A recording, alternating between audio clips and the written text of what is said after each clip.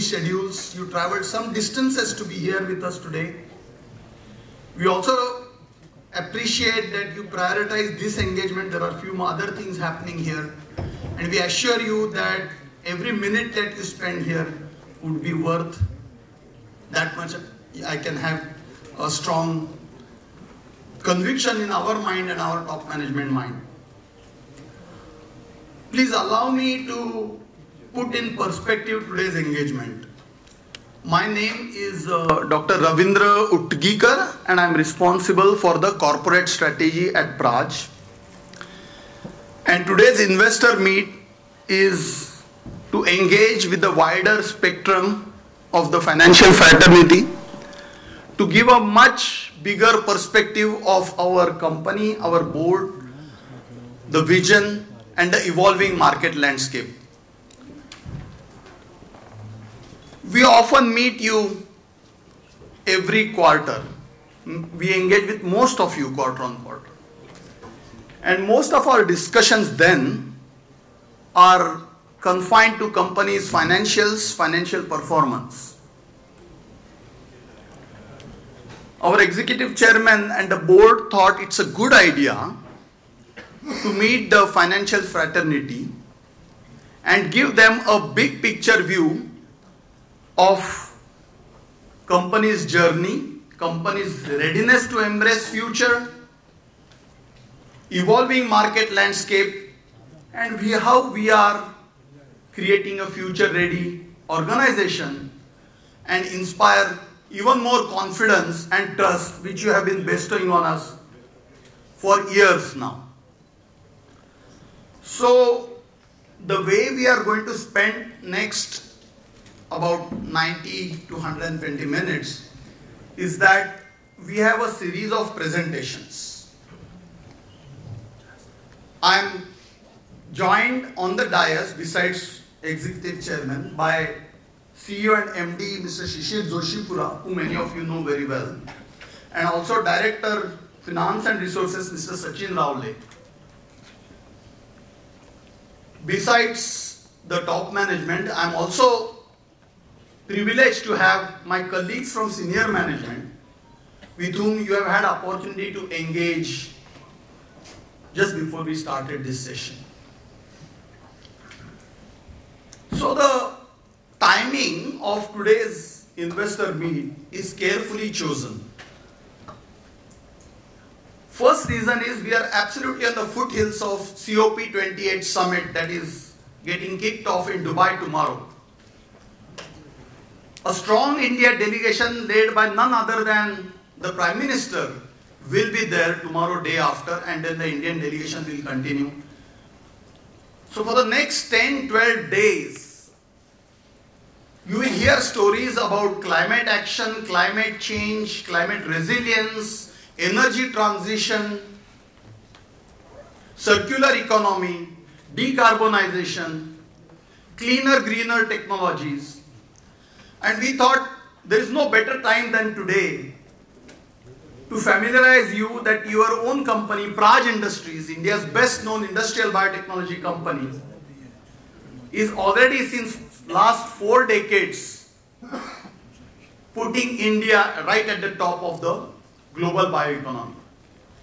So one idea was to actually remind, reassure and reinforce you about our endeavors in climate action, which is going to be the future, because the whole world is looking at sustainable development, and the companies that are engaged in sustainable development, sustainable technologies, innovation that can create better future for the generations to come. And here is one company that is doing that all along. So we thought in a wider canvas we will reach out to you and little bit share some things which we normally don't get time to discuss on a quarter-on-quarter basis. The next thing we would like to do here, following my presentation, is there will be presentation by Mr. Shishir Joshipura, then our Director of Finance Sachin Rawle would be presenting, and of course you will have pleasure of listening to our visionary chairman Dr. Pramod Chaudhary, and then we have ample time provision for question and answer session. Please feel free to utilize that opportunity, and following that engagement we have a high tea. Kindly avail the hospitality. So I told one reason why we are here today, that is about Foothills of Climate Change Conference, which is the apex conference of the business or business segment that we are in. Second, internal reason why we are here today is come 1st December 2023, our company completes 40 years of its journey. So it's a Ruby anniversary year for our organization. And I think at 40th year is a great opportunity for all of us within Praj and all the stakeholders like the financial fraternity to pause, reflect on our journey, take stock of things that we are doing, and also share the growth blueprint with you. So I think that's the second most important reason. And this carefully crafted visual that you see actually depicts our green growth, that too from the biological or agricultural, encompassing the agricultural or the farming community. So that's the second most important reason why we are meeting you today. So I have the privilege of presenting you little bit about the past and the history. We as Indians, and for that matter for all humanity, history and the roots are extremely important. We should never forget them. As Winston Churchill said once, those who fail to take learnings from the history are doomed to repeat it. So just like any company, we have had our share of ups and downs, highs and lows. Our company has been very resilient. And that's what I would like to share in briefly our journey of 4 decades. It is said that the journey of 1,000 miles begins with a single step. And that single but yet a very giant step our executive chairman took on 1st of December 1983 when he founded Praj Industries. Things like decarbonization, biofuels, climate action, climate crisis, climate resilience, climate calamities were not even spoken then.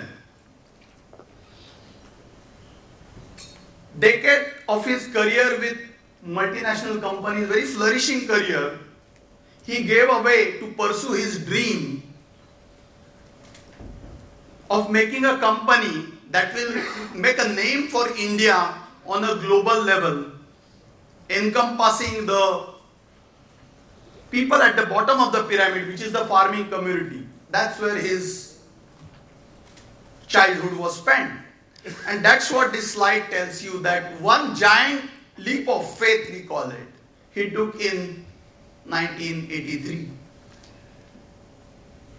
He's a firm believer of sharing the wealth, and that is where, to show his global vision, he was supported by none other than ICICI Venture Capital. Now the venture capital, private equity, angel investors, words are spoken at the every second, third sentence, in particular in our fraternity. But those things were not even known then.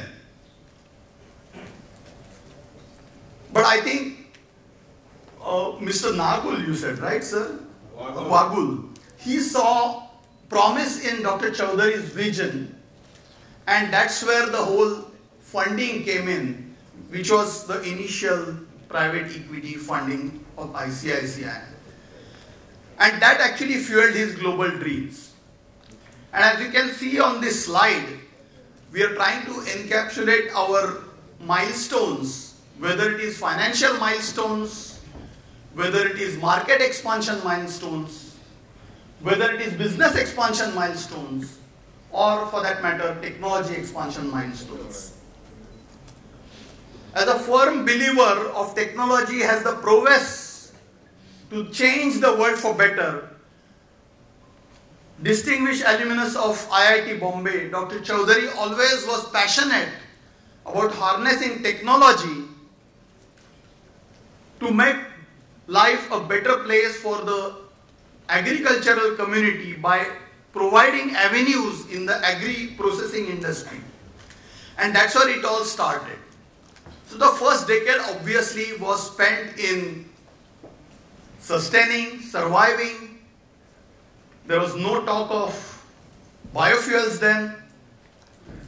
But he had his global dreams, and ICICI actually became a very promising partner in that journey. If we look at the next journey, which is beginning of the next millennium, which is actually cutting into the next millennium, was more into foraying into international markets. Dr. Chaudhary actually recalls the oil crisis as a tipping point and the steps that Brazil took to reduce reliance on oil and actually harness its captive resources in the form of biofuels was playing on his mind. And that's how he thought this is a great opportunity, because India, just like Brazil, is blessed with sun, land and agriculture, the resources which are not generously distributed, particularly in global north. And he thought it would be a good idea to actually harness and capitalize on those resources. Obviously, for any sunrise industry, one needs to have conducive environment in terms of policy support, regulatory support, ecosystem development, financing, technology commercialization pathways. All that never existed then.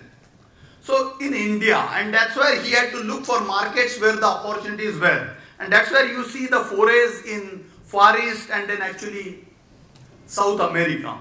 So that actually was a highlight of our second decade. Moving on, the third decade, seeing the tremendous progress of our company, murky investors like late Rakesh Jhunjhunwala, Ratan Tata and Vinodji Khosla associated with Praj. Like a magnet, they were drawn to Praj, seeing the vision of harnessing clean and green energy sources. And that's the highlight of this decade. For the want of time, I don't have that luxury to go over several other things in terms of technology advancements and market expansion forays and business expansion forays. But it should suffice to say that the expertise in process industry that the organization had built, process engineering, technology expertise, company wanted to expand to other process industry, and that's how foray in allied businesses. He always believed that for any industry to thrive, survive and flourish and grow, one must have deep control over technology. And Praj Industries is a unique example that innovation in industrial biotechnology in India has been traveling across the world and continents. So the last decade that we are here today is actually after 3 decades of no policy headwinds. We finally saw a landmark movement in 2018 when national biofuel policy came in and the government saw promise in harnessing the captive resources, and from there was no looking back, and rest many of you know how we have progressed. So the next slide actually tells you in numbers where we stand as an organization in terms of our people, in terms of our top line, bottom line, resources, patents, our global presence, our murky customer base and so on. And the picture actually tells you the headquartered in Praj, Hinjewadi, and also the state-of-the-art world-class facilities pan-India basis. We also have offices in South America, North America, Europe and Far East to tap the opportunities in that. Numerous awards, accolades across the segments, across the functions came Praj way, be it quality, safety, health, environment, technology, people, and some of those are represented here. But the ones we have extremely pride is the one that was bestowed to Dr. Pramod Chaudhary in 2020, George Washington Carver Award. Gentleman who actually reformed the farming community in the 18th century by harnessing technology, science, innovation and agriculture and give farmers a lease of life.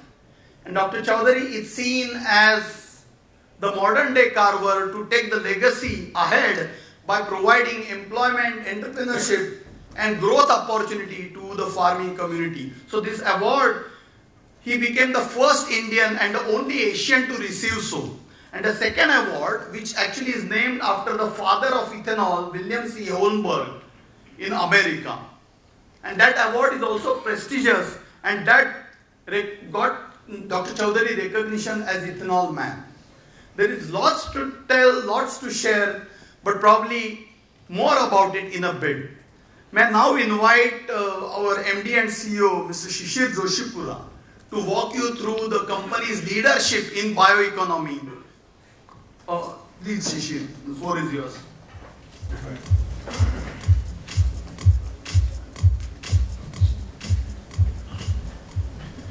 Thank you, Ravindra. It was like a movie flashing in front of our eyes of 4 decades of journey. If one could capture in 4 slides, as we said, is almost an impossible journey. So, good afternoon, good evening, and very happy to be here.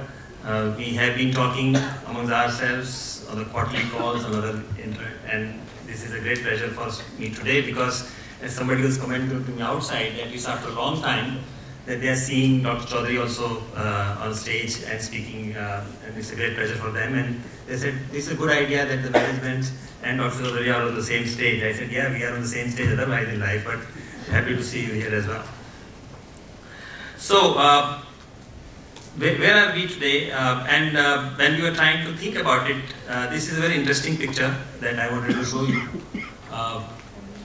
These are the covers of our annual report over the years. Past 7, okay, and this actually tells the story of what the thought leadership is all about.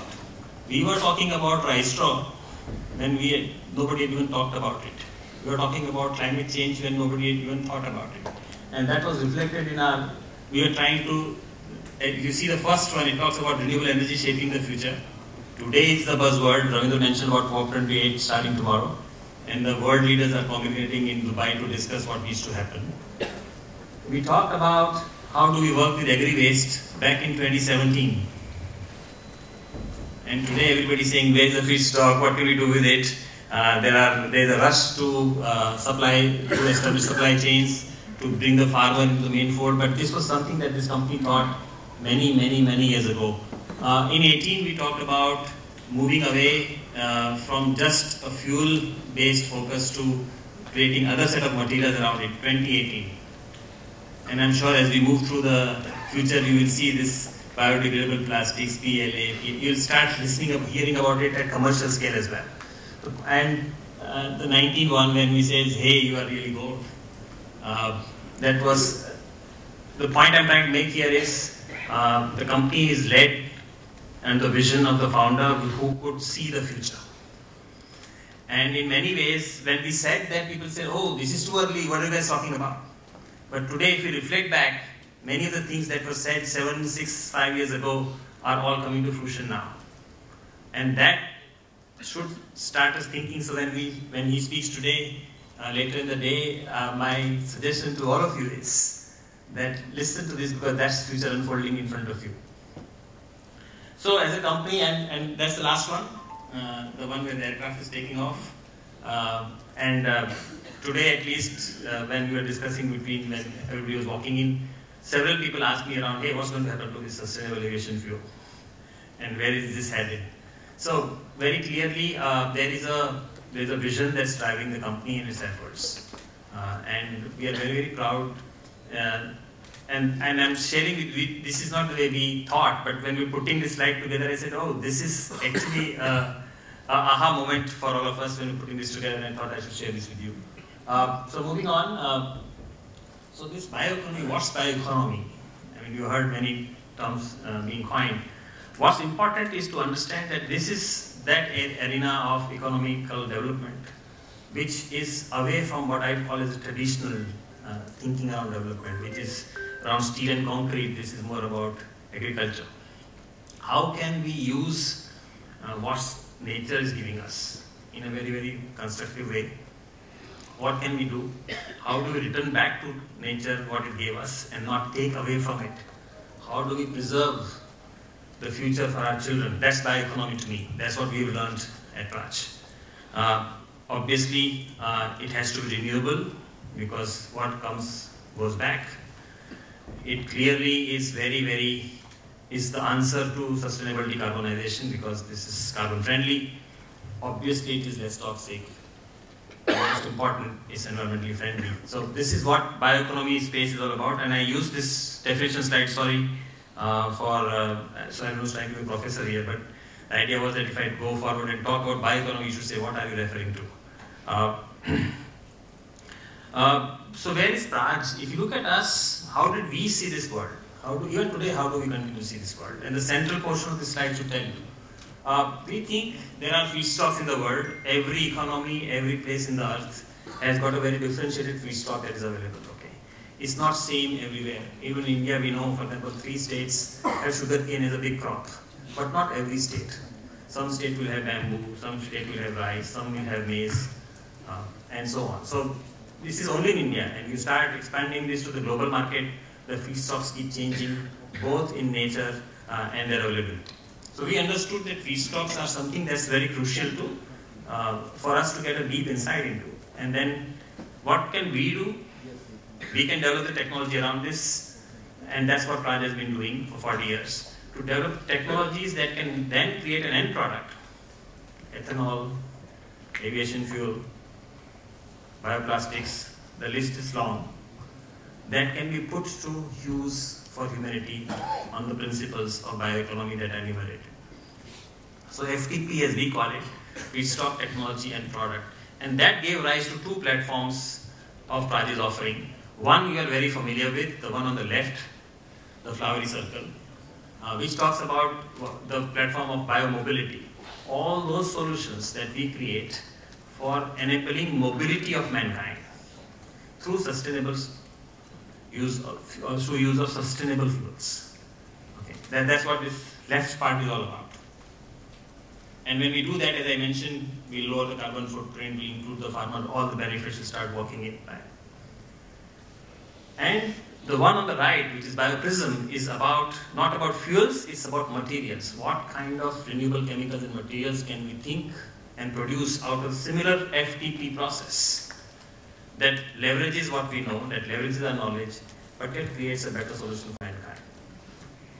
So these are the 2 basic platforms on which internally we fulcrum ourselves. When we do something, is it on the biomobility platform or is it on the Bioprism platform? And obviously, whatever we do has to reduce the carbon footprint. There's no question about it. Yeah. Just to give a picture, a little more elaborate picture. So different feedstocks. Sometimes in our daily life we don't even think around those things. Oh, are these all feedstocks? But there's a whole list of them, and this is not the exhaustive list.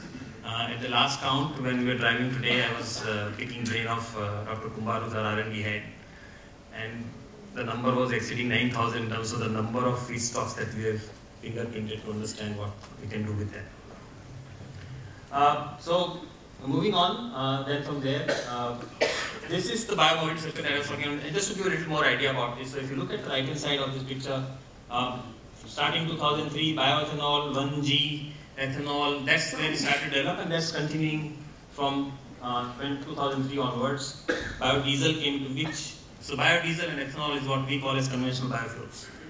The world knows about that. If you move to the next category, which is the advanced biofuels, this is something that happened in an iterative fashion as we move forward with understanding of technology and application.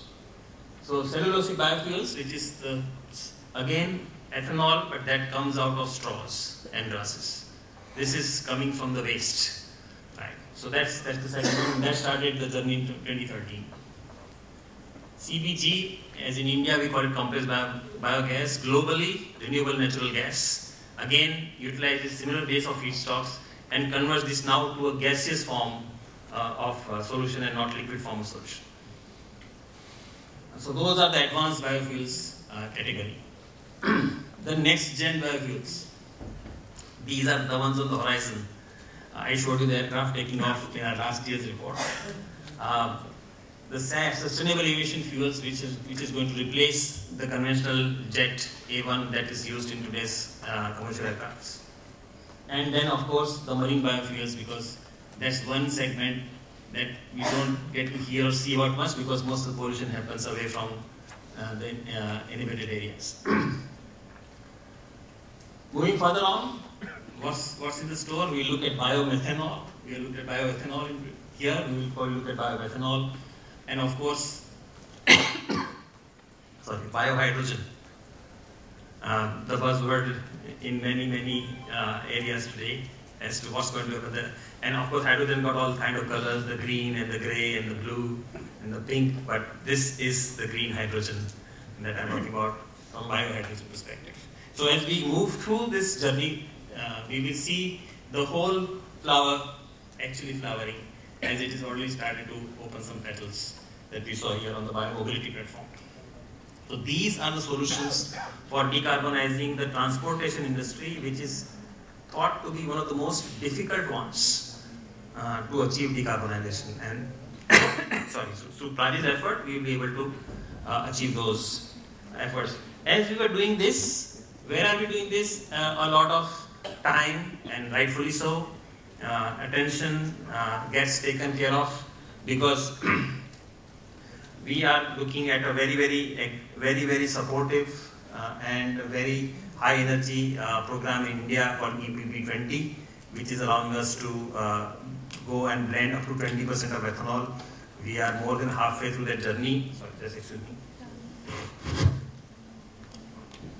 And we are moving forward with that as well. However, as we move forward to this, it's not only India where this is happening. And I want to show you some of the plants that we built, and this will probably tell you, this is, I can't put all the plants there. There are thousands of them. But just to show you that across the world, whether it is United States, whether it's South America, Southeast Asia, Europe, Africa, no continent is left untouched with this wave of biofuels that is emerging now. And we have, all these plants are the ones that Praj has provided the technology for and has given the equipment for and built them. I was talking about a movement globally, and something very important happened a couple of months ago when India was at the helm of G20. Honorable Prime Minister in presence of President Biden and President Lula of Brazil and 19 other heads of state announced formation of Global Biofuel Alliance. This is a very crucial development, because this now makes it possible for countries that are not included in the biofuel movement to get included. And I can share with you that since this was announced, me and my team, we've been part of dialogues with a dozen governments across the world, across the continents, those who have not yet started this movement of biofuels. The island nations of the world have a very real problem to their existence, and they are all very keen to see what they can do. And GBA will provide a great platform for us to move forward. And this will actually shape the future of biofuels as we go forward in a very constructive fashion. So three things at which Praj is very good from day one. This is our DNA. Everything that we do, our design teams, our technology teams, our development teams ask this question: is this going to lead to a carbon footprint reduction? Is this going to lead to a water footprint reduction? or is this going to lead to an energy footprint? One of these three has to happen. Then and only then a new solution is moving forward. Otherwise, it's not. And this we started to talk since inception, not now. When this was not known to the world, the company was thinking in terms of doing these three things in every solution that we develop. And when this is the DNA of the company, and because of this DNA, today it has put us in a very unique position, because now the world is taking the full note of what's happening, and everybody wants to understand and do what needs to be done. And I think that's where it makes, and let me give an example of that. So this is a very interesting slide. If you are in the United States today, and you are an ethanol producer, most of them use corn as ethanol feedstock. And the US government has announced under the Inflation Reduction Act a very ambitious program to create 3 billion gallons of SAF by 2030. 3 billion gallons, that's 1200 crore liters, roughly speaking. And that is, if all of that has to be produced, and if all of that is to be produced, then you need feedstock for producing that. And a significant portion of that, in the first 2 billion roughly, will come through a different route, because that's already established. But beyond that, everything comes from what is called as alcohol to that route. And for every liter of SAF, you need 2 liters of ethanol. But not any ethanol. You need low carbon ethanol. Remember I talked to you about doing everything with lower carbon footprint? That's where I was saying this. So today we have a 3-step technology in-house to us that allows us to reduce the carbon intensity of an existing plant from a high level of 68 to 72, it's on a scale of 100, these numbers, to a low number of 30 to 40. And that makes it fit to be a feedstock for production of SAF. That is the unique offering that Praj brings to this future world that is emerging. Low carbon ethanol, there's something else that we developed, which is ultra low carbon ethanol, or in local, many times we get referred to as 2G ethanol. But fundamentally it's ultra low carbon ethanol.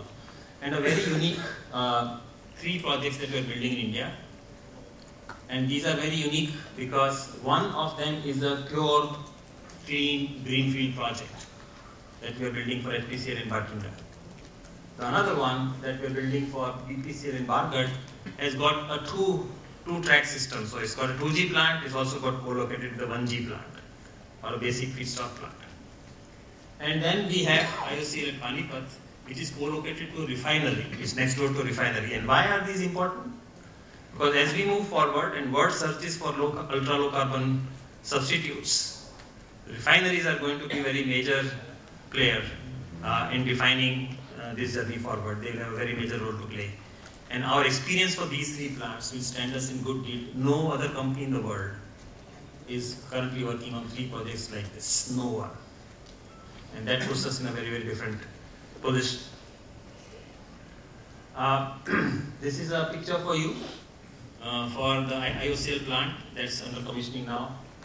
When done, when completely done, is going to touch lives of 100,000 farmers. That's not a small number for one plant to touch. Yeah, it will create over 1,500 rural jobs. And I'm not talking about jobs inside the plant. These are all outside the plant. There will be almost 60,000 cars that will get displaced. What does it mean? That so normal cars, when they run, they emit carbon dioxide because they use fossil fuel-based petrol or diesel, whatever fuel that they are using. It is equivalent to take, so in pollution terms, when this plant gets commissioned, it will be equal to taking 60,000 cars off the road. Yeah. And obviously, almost 320,000 metric ton of CO2 will be avoided. The first ethanol, as we call it, is already out of the plant. It's now under recommissioning because, as you know, then October is the season when you start getting rice straw supplies. And we'll make it operational at 60% capacity. That's the stepwise process. And the target is to do it by March of 24. So this is all about straws. But there's a very important element that we haven't talked about yet. Because not all the world is agrarian. There's a lot of world that is also forest. And therefore, we have two-track technologies: Infinity for agricultural residues, and another technology called Salinity that we co-developed with SECAB of Sweden, called Salinity, that takes care of all forest residues-based ethanol generation possibilities. So two very different technologies that can address two very different feedstocks, but that practically covers the whole world. Not the whole world is agrarian in nature. Moving on, so this is all about liquids, but then we do something more. And I was mentioning to this about gas, that is the new buzzword right now. In India especially, and not only in India, it's across the world as well. The ecosystem for gas is gradually building up. It needs several elements. How do you evacuate the gas? Where are the pipelines? Where are the applications? What regulations? What feedstocks? Many dimensions. We have seen very bold plans being announced in India by both public and private sector. And they are, I can confirm to you, they are all on the way, they are not mere announcements.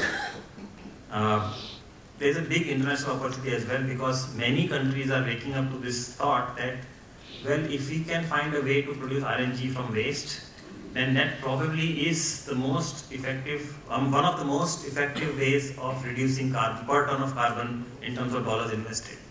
And therefore it's finding a lot of traction. Again, what's unique for us is the fact that we understand biotechnology like nobody does. And that enables us to create some very unique solutions in this space, which are not easily copyable, which are patented to us. And now that we have established strong commercial scale references in India on different feedstocks, and just to track back a little bit, on the ethanol side of the story, when the ethanol plants were being set up in early days, we have set up over 50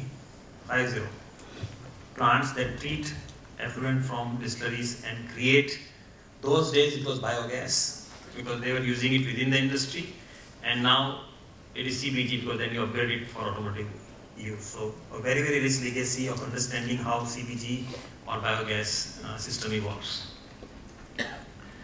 All the businesses that I've talked to you about right now are about technology and putting up capital projects for customers, putting up large projects, helping them spend capex or capital expenditure. But we are also very aware of the fact that there's a lot of knowledge that resides in the company from which our customers can benefit, and that can also add value to the company. And that is to extend our services on the engineering and life cycle management side. Plants that were built 15 years ago, obviously technology has progressed a lot. Okay, so what was valid then need not be valid today. So we are finding a lot of opportunities emerging from plant audit and integration engineering services that we can offer to our customers, and this is not true for India, this is true globally. We also understood that as technology is progressing, we need to start thinking about creating intersections of different, so we can't just be glued to biotechnology and chemical engineering, but also start to think in terms of what can we do digitalization. And so our team came together and they created a plant performance monitoring tool where you can sit on your phone anywhere in the world and still manage n number of plants if you have under your fold, and keep a very close eye on what's happening. Obviously, O&M is something that is critical for customers, especially when it comes to new technologies, and that's something that we are able to offer. And learning from all our experience of what it takes to run a plant in a good sense, we also created performance enhancers, which is a repetitive revenue side business from the customer's perspective. So a big focus on creating life cycle management business as well. On 19th of May, we created, sorry to use this, I'm not trying to be bombastic, but we created history in India. On 19th of May, when, as I say, our Praj team took a sugarcane from the field in Maharashtra and flew away to the fuel that they created out of that. Two big events. There is an agreement called CORSIA, which is signed by over 128 governments in the world, which makes it mandatory for international flights to start blending sustainable aviation fuel starting 1st of January 27. India became a signatory at the beginning of this year. And then the recent announcement 2 days ago, where Honorable Minister Puri when he received this flight, he had told the press conference in Delhi, I was present there, and he said, today is the flight with a 1% blending of fuel. I want to make sure that all flights in India are flying with 1%. And obviously, people wanted to know when. And now we know when, because government just announced that starting 27, we want to, and then progressively going forward. So this is another era of opportunity that is coming our way.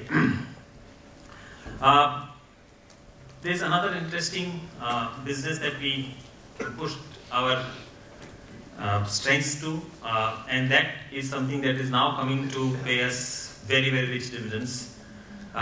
This is about energy transition and climate action. What are these? So world over, there's a big movement right now. Unlike the biofuels where fuel production was moving to mobility, right now, and this will start to evolve a little differently but change eventually, is right now the green hydrogen is for big centralized locations where big plants will come up to replace what I would call as a grey hydrogen that's being used today, especially refineries, steel, that kind of applications. And we have a unique offering to make there that our team is capable of conceptualizing a whole plant and build it, as you see in this picture here, on our factory shop floors, and then send it we disassemble it, you put it in containers and send it. So when it reaches site, all you do is you put it together like Lego toys that children do. So it avoids almost 70% of the site work. It allows you to build up a plant much higher quality and do it under very controlled conditions. And this is the trend that is taking place for multiple reasons in the developed part of the world. And we are partnering with some of the world leaders in this dimension to actually make this solution available to them. This is where we also announced our new investment of our new manufacturing facility at Mangalore, which will actually build this and much larger than this modules. Zero liquid discharge solution, remember the second one on reducing the water footprint. So we've always been very focused on ensuring that we create zero liquid discharge out of plants, so no effluent goes out. Right? And there's a whole set of solutions that we are giving. And as is our want, we are now bringing in two very different angles to this technology. One, by bringing the whole angle of how can I harness solar energy to make a zero liquid discharge. And the second one is about, again, leveraging what we know well, creating and discovering and developing bacterial solutions that can actually treat very difficult to treat effluents, so that they are also not led to a harmful discharge for society. I don't know how many of you, but so when you go out in the evening today, and if some of you are going to drink beer, remember that there is a 3 in 4 chance that is built in Praj plant technology in India. Okay, so that's been a strength of the company. We've built for practically every major brewery in India is built by us, and it is after. And today, as the market is consolidating, there are 3 major global beer making companies, and all the 3 are our customers, and we value our relationship with them. This also puts the hygienic manufacturing as an expertise area with us. That brings me to High Purity, our subsidiary, which actually serves for high purity water and associated systems to the pharma industry. A big, and now the semiconductor industry walking in. Semiconductor industry, by the way, needs almost same level of purity as pharma for their production systems. We also then move on to a very new phenomena that is unfolding in pharma, and that is the advent of the fermentation technology. So fermentation for fuel, fermentation for pharma, and I'll talk about the third F again. So fermentation for pharma, and this is where our parent company's knowledge around fermentation is coming handy. Hygienic manufacturing of PHS knowledge and their understanding of pharma applications is creating a very unique opportunity for them to offer solutions in the high capacity fermenter zone. Let me just show you a map. Sometimes a picture is more than 1,000 words. And Sandeep is pointing to me saying your 1,000 words are over. So this is just to give you a view of where in the world, and if you look at these names, these are the guys who are absolute leaders in their field. So one of the good signs is that we are actually working with absolute leaders, all the top, so KBR, Floor, the sugar companies, Wilmar Group, you can Rivergo Fuels, you can actually pick these names, and these guys are leaders in their respective fields in the world.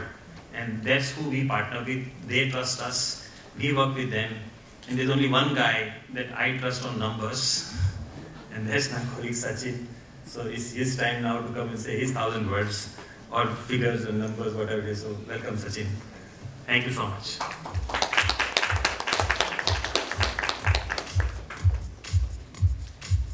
So good evening all. I will just talk about two aspects and not everything what Shishir was mentioning. So mainly two aspects, one profit and beyond profit. So this is our financial performance for the last 6 years, 18 to 23. And if you see that the growth in the revenue is almost of 32% on CAGR side. Bioenergy demonstrated a very great growth of almost 40%. And within the engineering segment, ETC has started showing its color. And ETC has also started picking up in a big way. Always a question gets asked, what is your export or the international component in the revenue? And as compared to domestic, naturally that component is little low, but if you look at the growth in export revenue has also happened almost of 15%. ROC has grown from 8% to 30%, a very impressive growth on the basis of the growth which we are seeing in the business. Some numbers on the OB side. OB has moved from 1,000 crores to 4,000 crores, 4 times growth in the order booking. This is annual orders which we are booking for all the businesses put together. If you look at EBITDA, EBITDA in the absolute number has moved from 31 to 318 crores, almost 5 times. Yes, it has remained in a range bound of 7 to 9% for various reasons, but absolute number has moved almost 5 times. EPS has moved from 3.5 to 13%, again 4.5 times kind of a jump which we have seen in EPS, and ROC, as I mentioned earlier, 8% to 30%. Segment-wise, if you look at the revenue mix for FY23, the year which has just passed by, 74% is bioenergy and 26% is non-bioenergy. But what we are targeting going forward, so for the first time I am going to talk about what we are targeting going forward. The target is almost 40% is going to come from non-bioenergy and almost 60-65% will come from the bioenergy. So bioenergy will still contribute more, but if you look at the higher picture or higher number kind of a game, other businesses are also going to contribute in a big way. If you look at, as I mentioned about the domestic versus international segmentation, FY23 was 18% domestic and 82% on the, 82% on domestic and 18% on international. What we are targeting going forward is almost 50-50% kind of a revenue mix between international and the domestic. Let me just talk about something related to environment, social and governance. That's what I said, this is something beyond profit. Shishir has greatly talked about main piece of environment, because all our businesses are linked to environment. Whatever we are doing is actually contributing to the environment. So environment is a big piece where we are basically talking about reduction in the greenhouse gas emissions. All our processes, all our practices are completely linked from the environment point of view. So we have very different practices on the green procurement side, sustainability in the supply chain side. So all our processes and policies are also linked to environment in a big way. Social, I will talk something about social in the next slide. But again on the governance side, great governance which we follow, the entire board, the entire company believes in governance, mainly on the compliances and most importantly consistency and the transparency. Whatever we say, whatever we talk about, you will always see from the engagement side, there is always a consistency in our approach and the transparency level. I was talking about something on the corporate social responsibility, we take care of majorly three areas within the CSR side. One, environment; second, health; and the education is the third one. Very basic. Water, we believe we believe in a water conservation in a very big way. So our efforts are very basic, but if you look at the impact is almost, we have brought 12,360 acres of agriculture land under irrigation. So that's a big impact which we have created only by having the water conservation as one of the policy of ours or one of the initiative of ours. Health is another one. Again, we take care of very basic health requirement. There is no a big fancy medication or something. We only concentrate on the basic health factor. Again, if you look at the impact, it has impacted almost 7,000 beneficiaries over a period of time on the health side.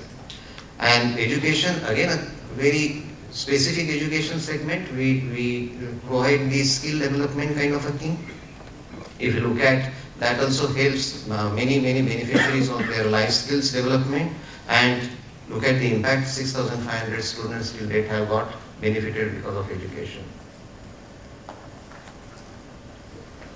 This is one initiative which we have started by adopting a village called Mandale. It is a very small village, population must be less than 1,000 people. Basic stuff is very difficult, even though that village is near to Pune. We have started initiatives on these 6 segments: water, energy, waste, agriculture, and nature and social. And the proposition is very simple. We have very close collaboration with the villagers. It is not only the corporates working on that side, but the villagers' participation is in a big way. Idea is that if we want to seriously go for net zero kind of a concept, it has to start at the roots. And that's the reason why we adopted this village, and we said that we will make this village as a net zero. Today the emissions from this village might be around 415 or 430 kind of metric tons of emissions, which we have already counted. And now we are figuring it out what should be the ways and means of reduction of that. So we are working very closely on this particular village, and we want to create this as a model village for net zero village. One last slide. I will not take 1,000 words. Maybe I will just speak for 4 more minutes or 2 more minutes. This is the investment which we have made in a big way for future, especially the investment from the ETCA segment.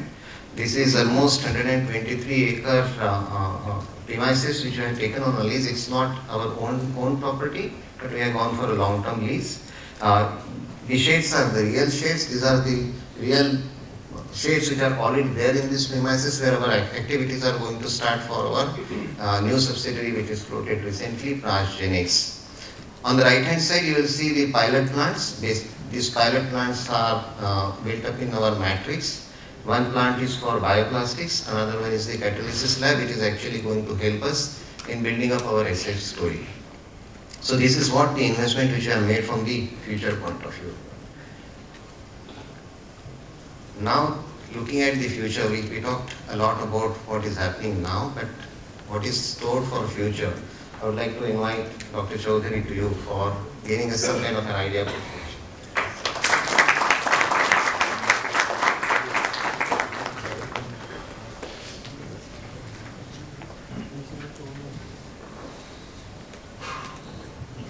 Well, very good afternoon, good evening, ladies and gentlemen. It's my utmost pleasure to be here standing in front of you. Maybe last such conference took place in Sofitel about more than 10 years back, and some of you may still remember that. During the quarter,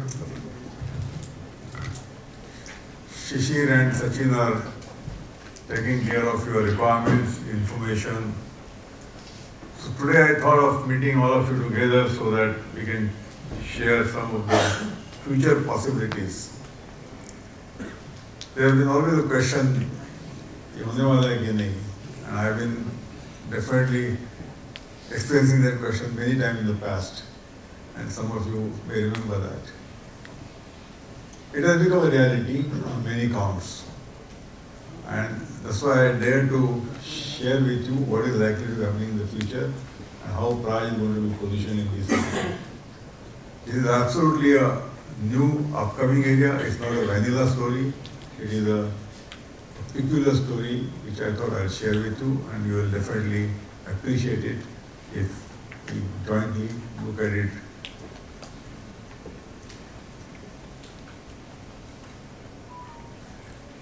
So you heard of this Sustainable Development Goals, and Praj has chosen to play in the bioeconomy space. There have been solar companies, there have been EVs, there are so many things that are happening in this space, windmills. We chose to play in bioeconomy, and perhaps we are the first one to venture out in this space. What you'll notice from here that 11 of the 17 SDGs are addressed by bioeconomy. That's the starting point. And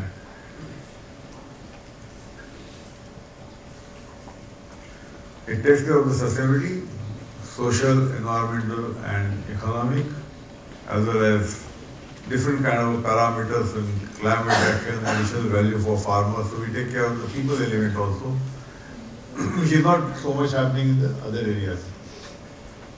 And agri is a kind of backbone for our requirement. So it is that 80% or 70% of the population is still in the farms. I think this becomes an important aspect. So what we are doing in this area, we are looking at the new things called bioprism, called RCM, carbon recycled through RCM. That means we will be producing the bio-based products, which could be in the different parts like bioplastic, easy to understand. But there is a tremendous pressure on bioplastic ban, and where is the alternative? So this is one thing. Or the areas where we can make some, instead of synthetic or artificial, we make bio-based products for, say, tire industry. You can see some of the things, tires, and then capsule covers, paint. So many things are possible from the bio route. Very few people have tried it, hardly anybody in India, but even in overseas also it is still upcoming. If you ask me what is the reference for figures, I can't give any reference. But this is what we will try, and we are going to put, our R&D center is very well geared up to develop all these things. And we feel that we have got the necessary capability to at least introduce these things in the market. How the market will shape, again, is the compulsions happening, or people are on their own, they are trying to follow these systems. They would like to use these renewables in their day-to-day life.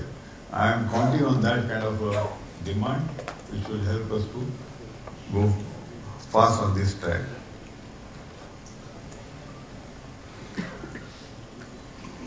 RCM, this we introduced about 3 years back at a press conference. And if you see now this time, the government has declared they want to go for biomanufacturing as a line of business. Coincidence? I don't know. But whenever we have taken any steps, we find that the things get followed up in right earnest by the authorities. That we made okay. Thank you, Sandeep. So these are the steps which we take, and they act as a harbinger of big things to happen in that place. That's the way we are looking at it. And this biomanufacturing is a policy government of India has declared that they would like to roll out a plan for bio-based products. It will be biopolymers, biomaterials. They are expecting 10,000 crores of investment to go into this. Not a small number. This also gives a rise to develop ethanol derivatives. From ethanol, we can make ethylene and so many other products which can also be put to use for a variety of materials. We have taken 2 products to start with. PLA, polylactic acid, which will be replacing the bioplastic, biopolymer.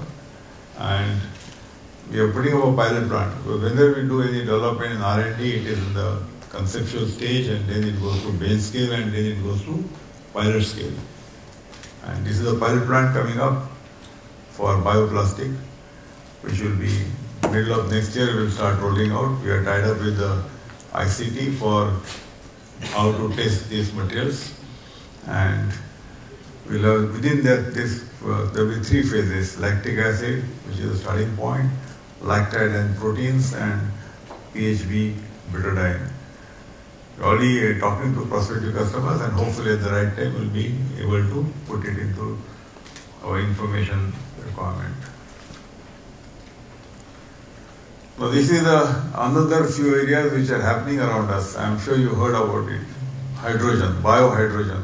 People are talking about hydrogen, green, grey, variety of things. Now we have decided to stick to biohydrogen because this origin is from the farming. So agri is our fascination, our passion, and we try to develop anything, we try to do it from agri.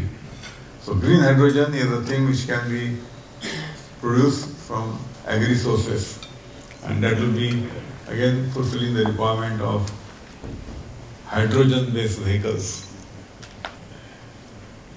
Along the say big highways, long highways, the people would like to use hydrogen engines, especially for heavy duty, and that's what we would like to look at: hydrogen, biohydrogen.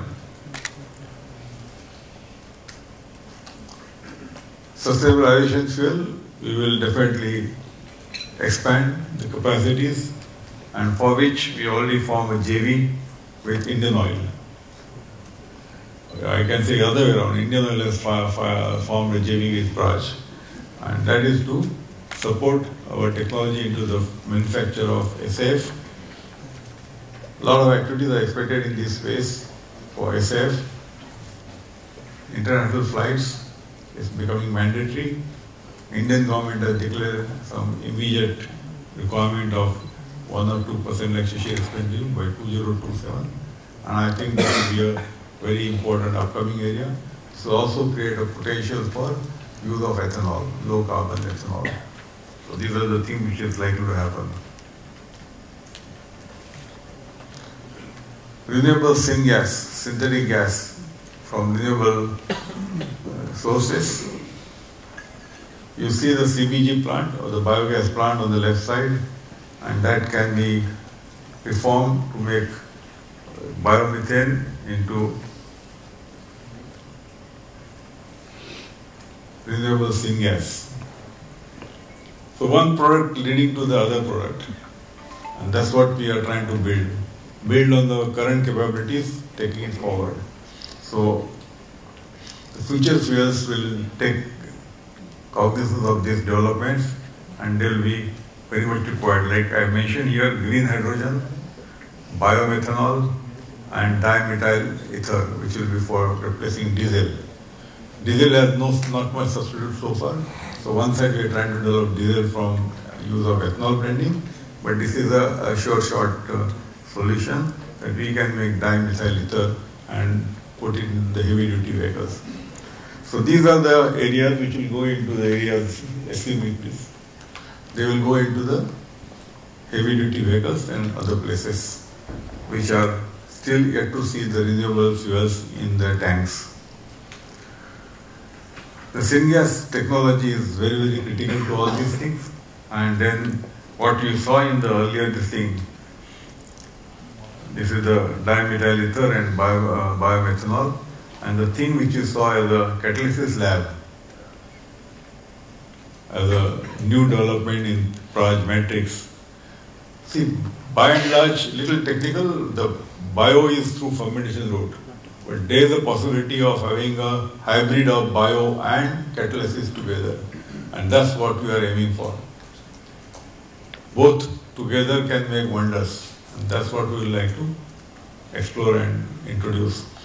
So this lab which is there, which is also required for SF, we would like to build on that technology for making other catalytic processes to produce variety of these things, DME and biomethanol. So these are fuels of the future. One area which is still again in the offing, not tried it in India yet, and that is marine fuel, biomarine fuel or marine biofuel. and this can be done directly from agri residue. So it is BTL, you might have heard GTL, gas to liquid. This is a biomass to liquid. Like that, or there is a process called coal to liquid, CTL. So these are the things where you are going to go for liquid fuels by processing these raw materials. And here you see that the marine biofuel is the next big thing required. Marine pollution is, people are always worried about. And two counts on plastic and because of the exhaust of the transportation in marine transportation. So this is the thing, the way we are likely to. So these are a few things which are in the offing. I hope that people will believe in Praj's judgment and we can continue to develop and commercialize these areas, what we call from R&D to D&D. So what it means in terms of revenue growth. Recently we had a structured study with the help of a well-known international consultant who worked with us to identify what is the growth prospects and what is the Praj capability. Both things, if they can match with this vision, that we go for energy transition, climate action, CBG, RNG range, SAF, RCM is renewable chemicals, materials or biomanufacturing, and all future fuels together. We have aspiration of 3x by 2030. We divide the period into 1 triennium, 2 triennium. So 1 triennium is getting over by March 24. What growth we have got, we would like to continue to pursue the growth, and we'll have 2 more triennium to take us to 2030, and we can see overall 3 times revenue than today. These are aspirations. And the reasons I mentioned, Global Biofuel Alliance is one big thing. It can really change the entire dynamics in this space, and Praj is definitely in the sweet spot to get benefited for biofuel production across the globe. Ever-expanding canvas of bioeconomy, which I already discussed with you a few things, and be the global leader in this space. The top seat is empty, and we would like to definitely aim and achieve that. Thank you very much.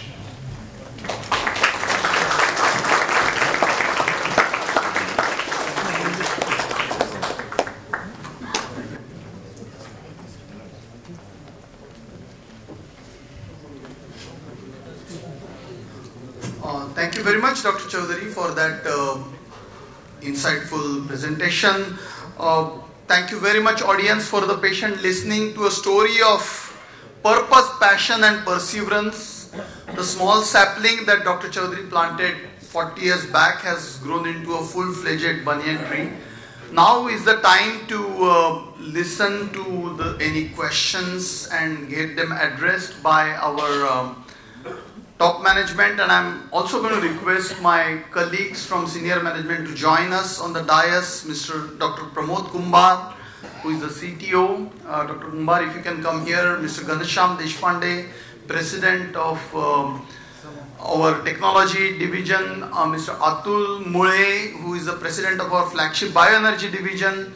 And Mr. Abhijit Dani, also the President of our Gen X, which is ETCA division. If you can join on the stage, please. Thank you once again for bearing with us for that small interruption. We have our top management right here. The volunteers with the mic are in the room. Kindly identify yourself and please go ahead and ask your questions. Thank you.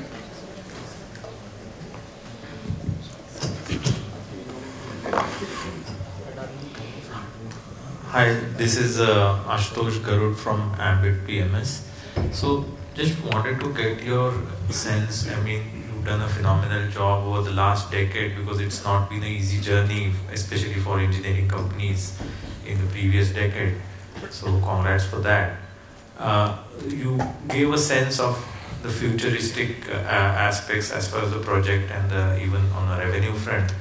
So just wanted to get some sense from a margin perspective. I mean, you've been around almost 8 to 9% consistently, which is quite commendable. So just wanted to get a sense, how do you think from an operational margin perspective we would move as we move closer to 2030? Thanks. Hello? Okay, yeah. So one small correction, this is not only an engineering company, this is a technology and engineering company. I thought let me make that small correction.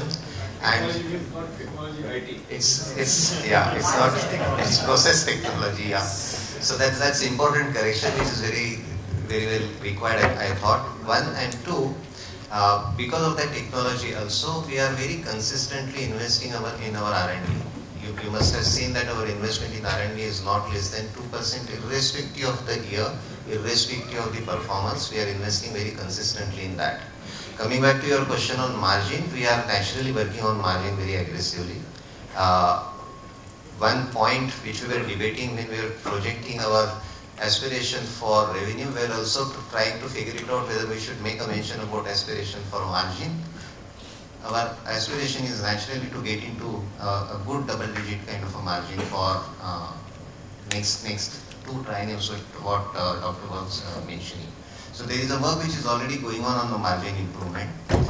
We had some difficult times, and all of you know what was the period in last couple of years because of the commodity prices, the way in which they were behaving, naturally margins was getting impacted. But going forward, we believe that there will be a chance, there will be a possibility, there is a leverage which is possible, and our margin improvement will start happening. Thank you. I think the next question. So this is Pritesh from Mission Street. So my question is about the bio-waste and availability of bio-waste. Like, we have enough bio-waste in the country. But the question is how to gather at a centralized place, and logistic cost of gathering it someplace and bringing to the plant. Can you throw some light? Like, we constantly hear about this Purley problem in Punjab. The question is not about the non-availability of bio-waste, but how do you concentrately gather those, and what is the logistic cost around that bio-waste and bringing to the central plant? Can you throw some economic ideas around that, and what do you think about sustainability of these projects around this? Thank you. I think this is a very good question and a practical question. Now, what's happening is that this collection of aggregation of the bio-waste, agri-waste, is really become a central point of the whole requirement. It's an imperative that we have to solve this, and I think a lot of actions are taking place. There are companies being formed, new entrepreneurs are taking the position to correct and establish the supply chain, and government is also supporting for this aggregation, because they are definitely under fire because of the smoke and other things.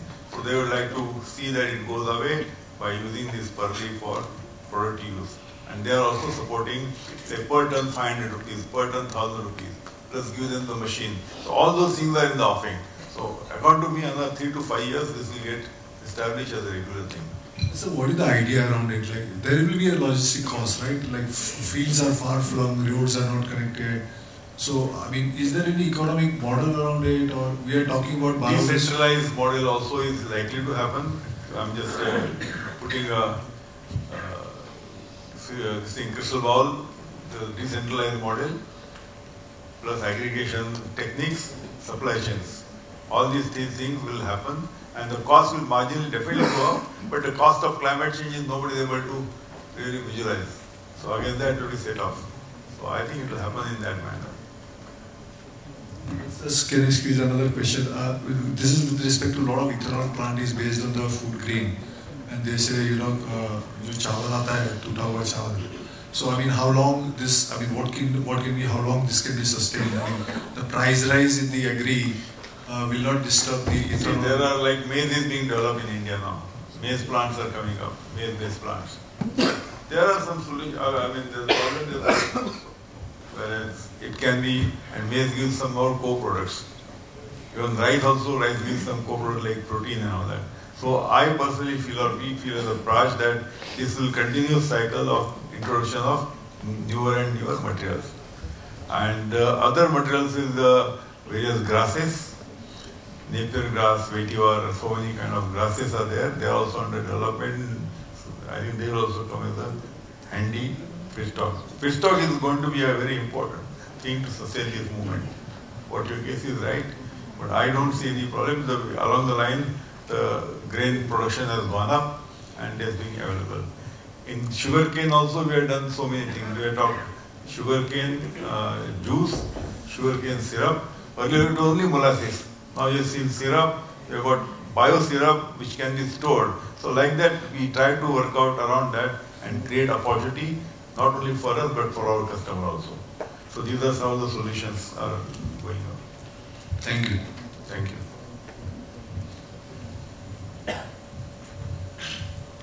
Hi, this is Naushad from Aditya Birla Sun Life AMC. Just wanted to check one thing. Given our last volatile raw material cycle, just wanted to understand what is the learning we have got from that cycle, and is there any meaningful changes we have done in terms of our contract terms which may reduce the volatility which we have seen in the past cycle? Great question. I think volatility is going to be a part and a parcel of a business. It's a risk which we just can't eliminate.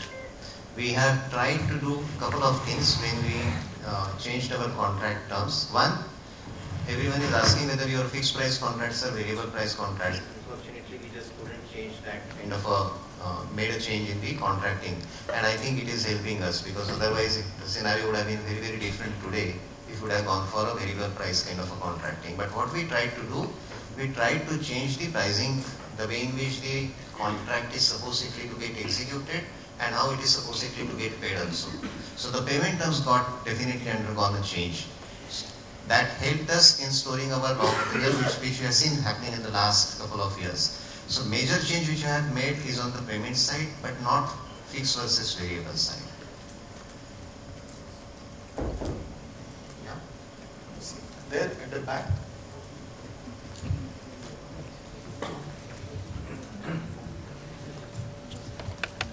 Sir, Ramesh Pojwani from Mehta & Vakil. Your presentation was all-encompassing, not only about technological processes, but about the advancements of blending of ethanol with fossil fuel to the extent aviation fuel from 1% to 2% to 6% by 2030. And government is very, very keen for blending ethanol into fossil fuels for our passenger vehicles and commercial vehicles. Going forward, to what extent can ethanol blending in fossil fuels be implemented and effected very, very on an exigency basis is my question. So the blending actually is coming, fossil fuel is in a way incidental. The blending is coming from a carbon intensity reduction. That's the decarbonization transportation section. And that is why the overall policies are getting framed up, the overall monitoring is also getting framed up. And what we have seen in the consistency, originally if you see the ethanol blending program was declared as the ABP 20 for 2030. But the response of the all stakeholders we have got in such a way that this program got preponed. Perhaps it is one of the fewest programs that it got preponed, and we have seen the success. And because of the seeing the success, government is committed on that. And what we see is the reality now, and it's going to happen not only in the liquid fuel, but it is also going to happen in the gaseous fuel also. That we see as a reality. And even you showed in your presentation, diesel will be blended. Yeah, so on a diesel blending program, there are various options available in diesel blending. As Dr. Chaudhary mentioned about the DAME, we talked about ethanol blending diesel. There is also isobutanol. So there are various options, biodiesel. So there are various options available for diesel blending program.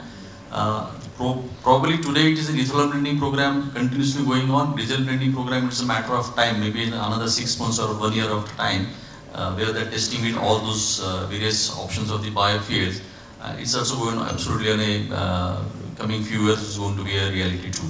Sir, are we going to see a blending to the extent of 20% of ethanol with the fossil fuels going forward, or it has already happened? If you see, it is actually not going to limit at 20%.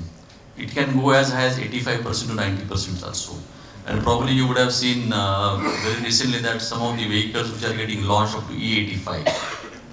So it is not restricted to 20%, it can go to the E85 as well, and probably Dr. Chaudhary can talk more about it. He himself was present in one of the inauguration of this function. You want to talk about it? No, so there's already a precedent, right? So this is not something new. Brazil already uses E85. So they already have vehicles on the road, same cars that we see here, same brands, they are all multinationals, they are running vehicles on the road at E85 level at the minimum blend of E27. So we are talking E20, Brazil is already at a minimum, there are other countries as well, Paraguay, which are E27 at the minimum level. And they have vehicles at E85, even E100. So vehicles will have to change. Of course, we can't run the same vehicle at E85, not possible. But if as the technology moves forward, we will be able to see these changes happen, and we will be able to see an advance of vehicles that will actually be able to use E85 or a blend, anything in between thereof. This is what happens in Brazil. The driver chooses what they want. Okay, they choose the mix, but they can go anywhere from E27 at the minimum all the way to E100, and that's like, so the technology already exists. There's already a precedent. Same cars, same manufacturers. I think as we go through this journey, today we first have to reach the first milestone of E20. And I think once we do that, I'm sure that we'll see some of these developments in future. Sir, as a consequence, we will not only be saving on cost of fuel, but also in emissions reduction will happen. But will it affect the calorific value of the fuel on combustion?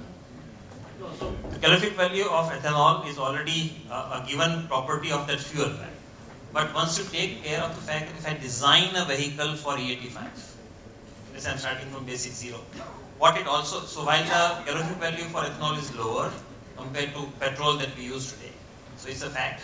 So that means in liter terms, probably the consumption, volume terms, the consumption will go a little higher. However, if you design it from basic principles, because of a very high octane number that is available with ethanol, you can actually design your engine for higher compression ratios.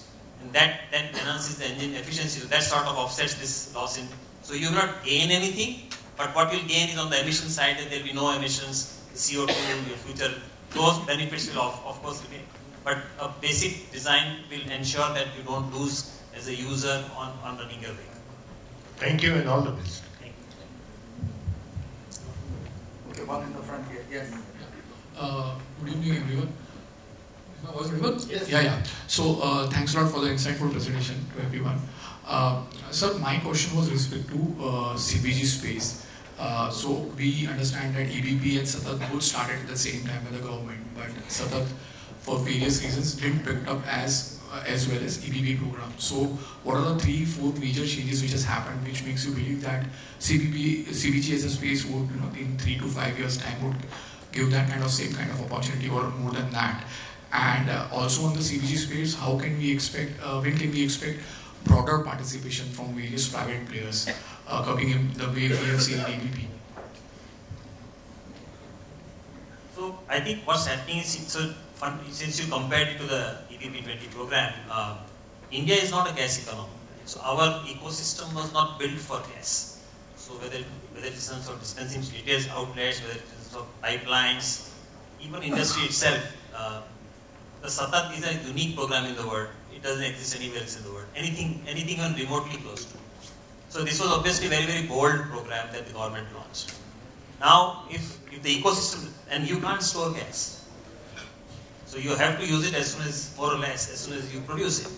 And that was a big challenge for the industry. So that was one big area of development of ecosystem, which will have network of pipelines. The CGD networks that are being established now will become a very big enabler for the gas. You already heard about government's announcement that they are now mandating that they'll have to blend CBG into the CGD networks. So this policy, so one is the policy dimension. As we are traversing this path, we are also understanding what needs to be happening. And I think what's very, very encouraging is the government is listening and they are very proactive in starting to decide what interventions are required and what changes. For example, this blending that was decided for CGD networks is an example. So that's one dimension. The second one is the retail infrastructure just doesn't exist. For ethanol, that was very simple because petrol existed. So there was no change required. The same infrastructure, same vehicles. If today I want to use gas, my vehicle needs to change. At least something in my vehicle needs to change. So that's the second one. So on the user side also there are changes that are called for. So the gas system has evolved at a different speed. It started out at a different point as well on the development curve as compared to ethanol.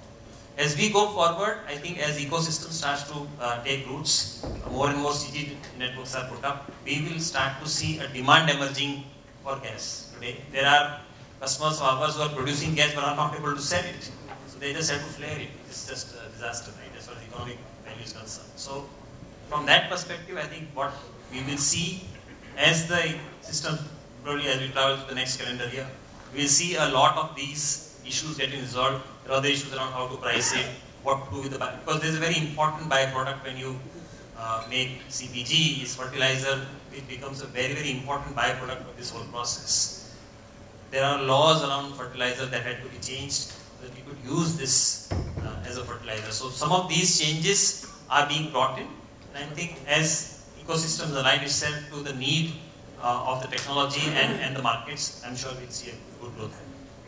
So just to get some numbers perspective, the lumpiness in this CBG order, or should I say consistency of CBG order in our order inflow, which year in your mind, few quarters down the line, or FY25, 26, where do you see that consistency coming in? I think we are just at the cusp of the beginning of a curve. If I think what the shape of the curve, what the slope, time will tell. But we are at just the beginning of the curve. Okay. One more question, if I can ask. Sir, in your presentation, you said that because of GBA, in new international avenues have opened up for CBG space per se, right? If I'm not wrong. So, can you throw some more light on that, and what kind of size of opportunity we are looking over there? So GBA is not only around CBG, GBA is around biofuels in general. So there are economies where ethanol makes more sense. Well, it makes sense everywhere for that matter. There are economies or local conditions where CBG may make sense. So it depends. So there is no one solution fits all.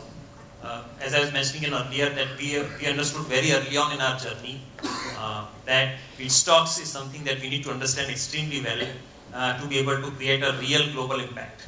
And I think that's the key. That how do these different feedstocks come into play? Because please appreciate that for every country, the laws of that country apply.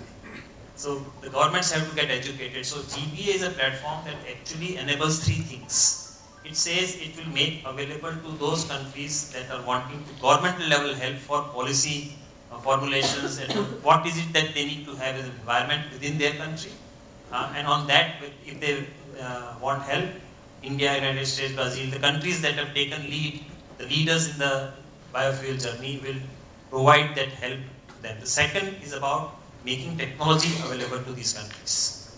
Okay, I won't name the country, but I was just talking to an energy minister of a country, and they had no idea that they can actually produce ethanol within their own country. They said, oh, but you have to import it. I said, no, you can make it in your own country. You have the feedstock, you're just not thinking around. So I think it's also a matter of educating and knowledge. So that's the second one, where the pillar of technology will be sort of made available. And third, it also encourages trade. So there are three pillars on which GBA is going to work on. I think what's most important is it's got government sponsorship across the world. So across the world, the governments, the members of GBA are committed to make this into a movement. And given the fact that India, Brazil, United States are three very large countries and governments that are committed to it, I see a big movement, big enabling movement through GBA as we move forward. Thanks a lot, sir. That's very helpful. Thanks, sir. Here, in the front. Yeah. Sat Kumar with Aditya Birla Sun Life. Praj is an exceptional company taking advantage of India's scientific talent and engineering talent, and congratulations on that. It looks like sustainability and ESG is written all over you. It looks like you follow that and you help the farmers, vast majority of the population. However, if you look at bread and butter of your business, ethanol plants, it goes into blended fuel. It also goes into making alcohol. That's a sin industry, sin like SIN. How do you balance the two? As an investor, it's a bit of a dilemma for me.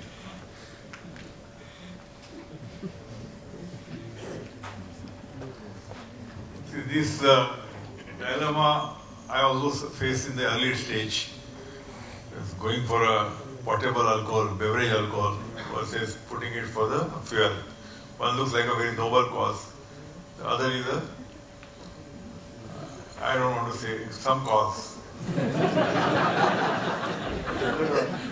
So the point we got sorted out is, one is a lighter way, that it's like, our job is like a gardener. The gardener will grow the flowers. Where it goes, he doesn't have any control on that. But flowers are definitely required for improving the quality of life for us. So something, this is the energy, there is a goal for the car energy, for the human energy. That is also equally one has to see from that. So these are some of the explanations.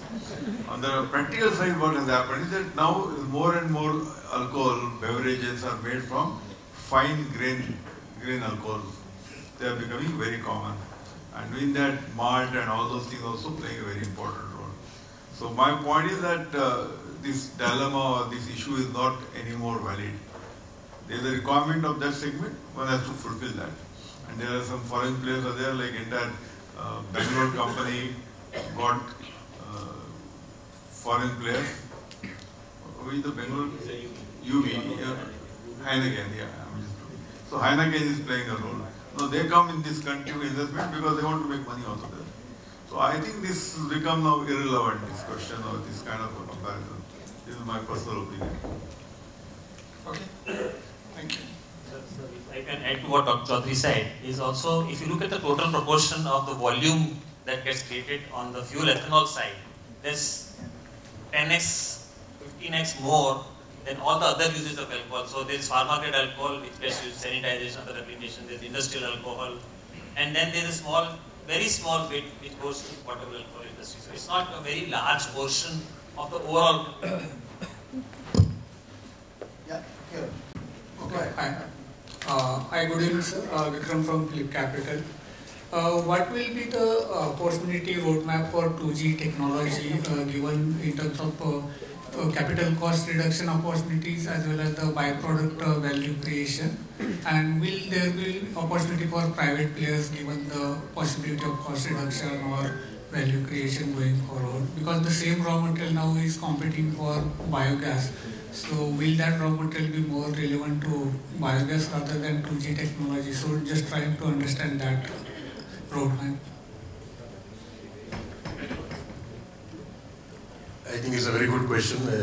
Same dilemma what Dr. Chaudhary was talking about is whether this feedstock will go for ethanol or for CBG, right? But the understanding is that the general principle, whenever you have simple sugars available, the first choice will be always for ethanol, and the complex organics, which are very complex sugar, which will go for biomethylation. Because these are two different technologies which are competing each other, not complementing each other, not competing each other.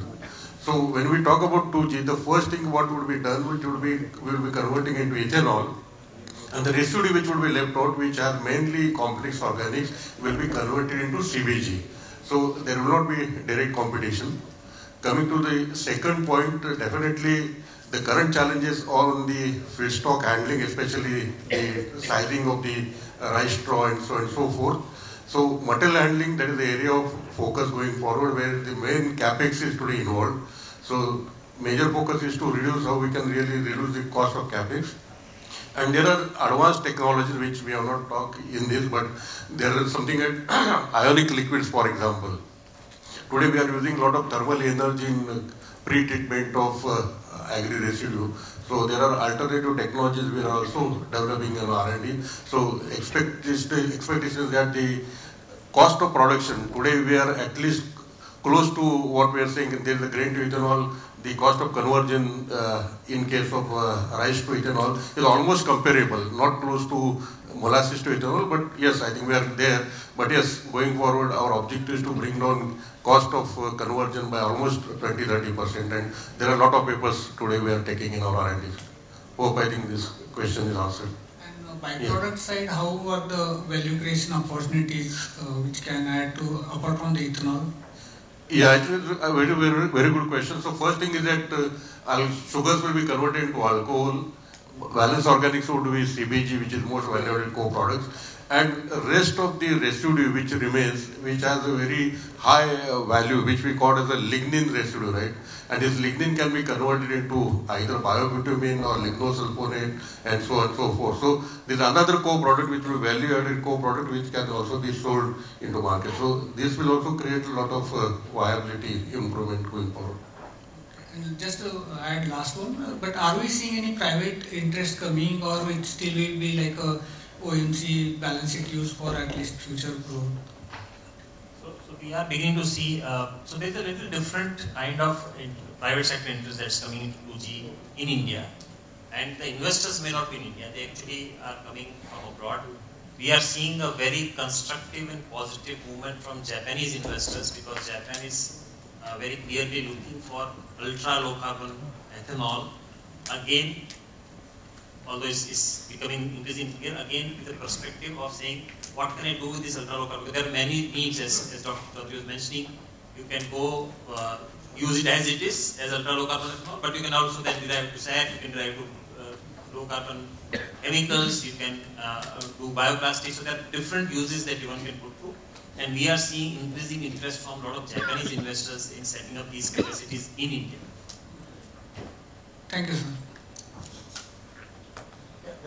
The next question. Second line. Yeah, please go ahead. Thank you. Manish Goyal, sir. A few questions. First, on the you mentioned on the slide that Praj is adopting a partnership model, and the first one is the big IOC on sustainable aviation fuel.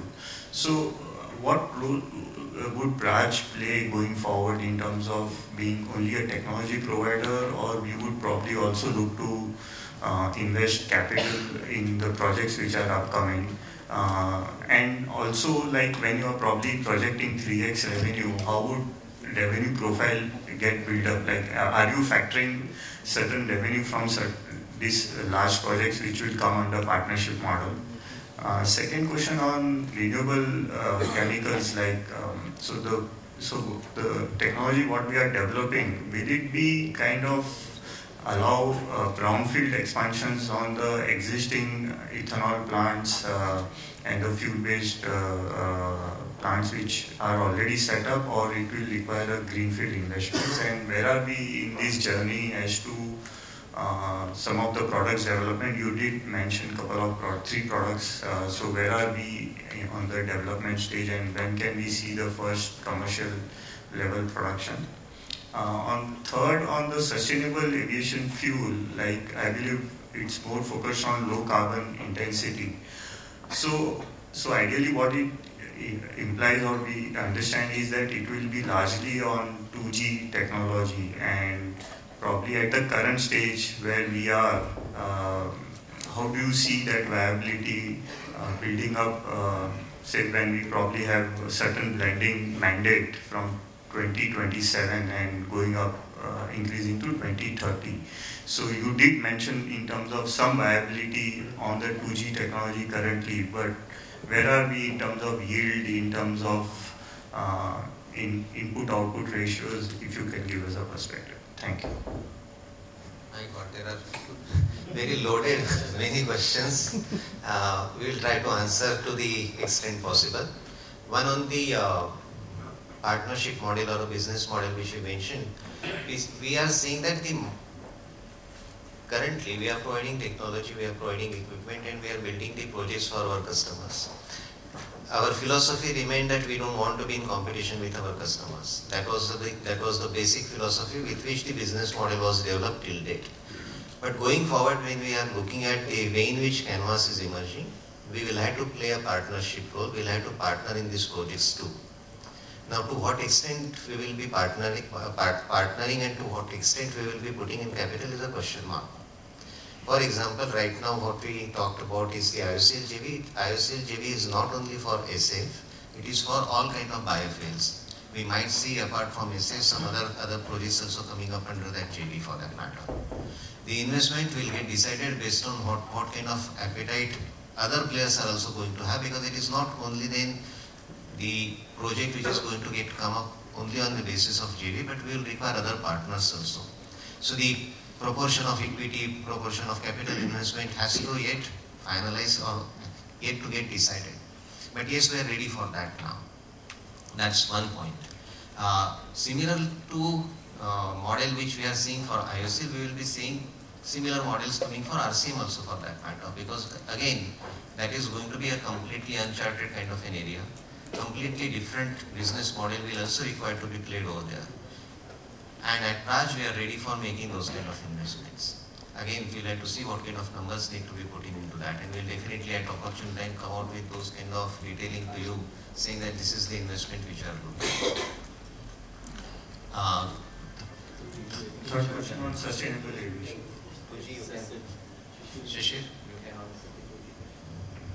Could you just repeat the question for me? So basically, we're trying to understand in terms of that for SAF, requirement is low carbon fuels, and then ideally what it implies is that it will be 2G based, and probably at current levels, where are we in terms of, or maybe I would say what kind of improvement is required in 2G technology from currently what we have achieved? How do we see going forward? And also, an additional question is that there are two technologies. One is in-house technology, and one is which is agri-based, and we have another technology which is again forest residue. So how will that also play out, and how would we play a role in it? So let me clarify. So for a long period of time, the world talked about feedstock-based ethanol, 1G, 2G, and the technology level. 1G was sugary, starchy feedstocks. Then we went to lignocellulose and it became 2G. The dialogue is shifting to say, we want to understand the carbon intensity of each. So it's now carbon intensity based ethanol. That's the dialogue that's shifting. It is possible for, as I was mentioning, because of the work that we have been doing over the years. Now, sometimes, especially for companies like ours, we do develop many technologies. Sometimes they may not find in that moment in time an application, but maybe out in the future, because certain things changes, that becomes the technology to deploy. And that's what I was mentioning, that we now have a technology, 3-step technology solution available, which has been with us in different forms over a period of time. But now, when we deploy it together, it actually helps you to reduce, and I'm using the colloquial language, for 1G corn-based ethanol plant, carbon intensity scores from 68-72 level to 38-40. So that's the kind of transformation that can take place in a 1G corn ethanol plant. So that will also become a low carbon intensity. Now, obviously, if I'm an airline, I want lowest carbon intensity fuel. Because for every liter that I fill into my wings, I want to travel furthest with the lowest carbon emission. That's the aim. But as this space develops on the SAF, on the sustainable aviation fuels, this is still early days, but we will see development that takes place based on carbon intensity. So clearly, ultra low carbon ethanol will be a sure shot winner from the carbon intensity perspective. We have to overcome the challenge that ultra low carbon ethanol faces from the perspective of its cost. But then again, if you go to 1G, make that ultra low carbon, we are looking at the same thing. So now it's a new product category, if I can use that word, that is carbon tag or carbon intensity tag that will emerge. And the intensity number will decide. We are not at that stage yet. But actually the carbon intensity can determine the price at which it gets sold. So this is still early days, but right now, because we are still at initial blending levels of 1%, 2%, I think we need to learn through how the whole mechanism develops, what the issues are. And I'm sure that we will see a lot more progress on that front as well. Thank you. That one last question which probably left unanswered was in our journey of 3x revenues. How do we see revenue mix changing? Like today, large part of your revenues is on execution of plants in the various areas. You also mentioned 40% coming from non-ethanol or non-biofuel based. So are we seeing a quantum jump in your pure engineering, design and engineering based revenues, and that could also probably help you to achieve a fairly good margin? Thank you. So we mentioned about engineering is definitely going to go up, and that's the reason why this additional investment is being made in a new subsidiary. What currently we are doing and what we can do in Mangalore is almost 7 times, 6 to 7 times what we can deliver from that facility. So that's the growth which we are expecting to happen in that engineering segment itself, which is again going to contribute to ETCA as a segment. So yes, engineering is going to play an important role in our aspirational number, apart from our traditional businesses of whatever we have mentioned as the bioenergy business is going to contribute definitely. But in addition to that, all these new initiatives, including these partnerships, are also being factored in to arrive at those kind of a revenue number. Margin profile, I think your question related again was related to how the margins are going to play out. Naturally, the idea is to improve the margins because there are a couple of more segments which will be contributing to this revenue. One segment which Shishir in his presentation was talking about, services segment and the engineering segment. That engineering is not what I am talking from the equipment point of view, but on the engineering services side. That is also going to contribute in a big way. So all these elements of different avenues or growth drivers are already considered while arriving at that number. Yeah, front row. Yeah. Yeah, this is Nikunj Doshi from Bay Capital.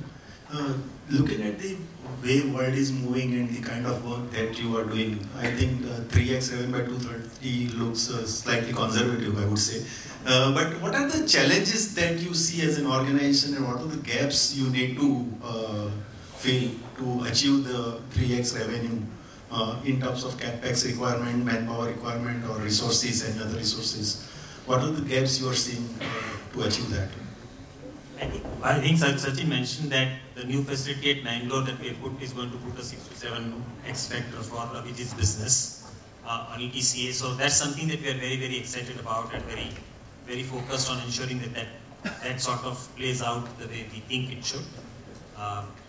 Also, from the perspective of reaching out, I think what's important, and I mentioned GPA as another platform that we believe will become very, very powerful as we go forward. And will open up some very, very new markets which hitherto were not the markets. So that's another thing that will happen. And what we, from the perspective of people, so for what we need is that we need to actually put a lot more effort onto the research side and development side. And as Chaudhary mentioned, not only stay focused with R&D, but then take the next step of what we call as D&D, of design and deploy. So not only remain inside the lab, but actually take it out in the field. So traversing that journey of fast commercialization is something that we will have to get better at. What we are doing today, maybe we need to do more of. So from that perspective, we need to put in place processes and resources that can enable us to do that from R&D to D&D on a faster route. We'll have to go and serve new markets. We'll have to see what competencies are required to serve those new markets. Sachin mentioned about the changing. So we were a very happy ethanol-centric company, right? But that's not the future. The future is very different. So even as ethanol grows, and that is definitely growing, we will have other elements working in as well on the business side. So how do we ensure that, and that's probably what keeps us awake, is whatever equity of brand that we build on the base of ethanol, how do we make sure that further get enhanced and we don't lose out because we are venturing to new frontiers. That to me is the key challenge. And any technology outsourcing opportunities you are looking at, means giving out technology, your technology to somebody else to commercialize or something. Are we looking at those kind of opportunities to scale?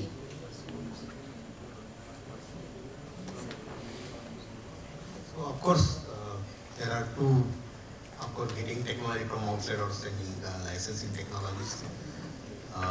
In RCM front, we are also looking at technology licensing part to other people going forward, but it mostly happen mostly on partnership basis on the RCM side. Some of the technologies might be licensing in European or abroad, might happen after we establish everything in India. So there is a fair bit of chance that we'll do that kind of things in moving forward. Thanks. Row 2. Yeah. Hi. My name is Manoj Baheti. I am from Carnelian.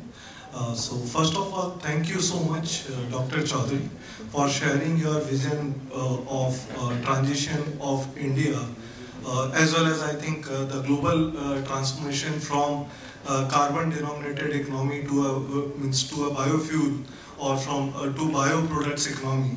So my question is, like, when you are running all these projects, whether there is a team like which works simultaneously on the commercial aspect of this these projects and can have a discussion with the government at an early stage, where you can ask government like what kind of commercial support you need and what kind of supply chain bottlenecks are there.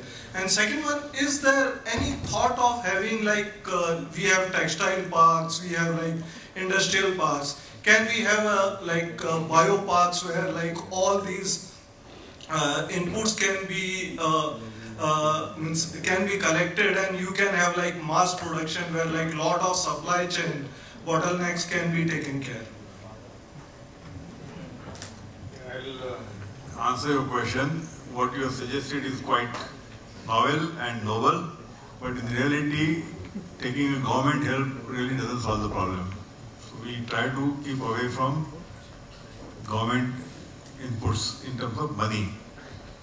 As regards to advocacy and all that, yes, we always keep on meeting them, discussing them, but they reach out to us for asking for actual experience. They are biotech park, they are definitely seriously considering, government is considering that part. But the model which has happened in the other areas, like other research park or mass production area, see, this is not happening in that manner, unfortunately. The situation which is there in the say Delhi area could be different in Chennai area because of the various local parameters. Biotech is full of local parameters and the scale is also different. So these are some of the practical problems. But I am sure there will be some solutions will emerge out in terms of what you are saying as a clusters or park. They have thought of some clusters, it will happen ultimately. Sure. Good evening, sir. Yes, my name is Rohit. I'm from Market Memories. My question is on biogas plants. So where are the existing biogas plants coming up in India? Where are the locations?